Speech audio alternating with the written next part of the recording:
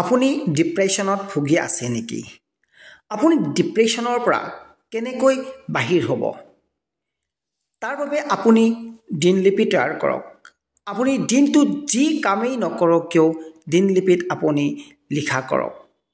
ভালেই হওক বেয়াই হওক কিন্তু লিখা কৰক। আপুনি এটা লক্ষ্য স্থিৰ কৰক। হয়তো লক্ষ্যটো আপুনি বাছনি কৰোঁতে আপোনাৰ সময় লাগিব পাৰে। আপুনি সময় দিয়ক।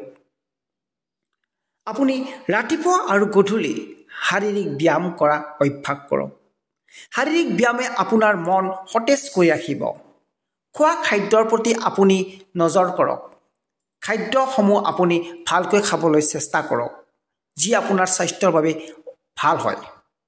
আপোনাৰ মনৰ পৰা নকাৰাত্মক বিচাৰসমূহ উলিয়াবলৈ চেষ্টা কৰক। হয়তো আপোনাৰ সময় লাগিব পাৰে। সময়মতে আপুনি শুবলৈ চেষ্টা কৰক। শৰীৰৰ বাবে যিখিনি দৰকাৰ সেইখিনি আপুনি শুবলৈ চেষ্টা কৰক।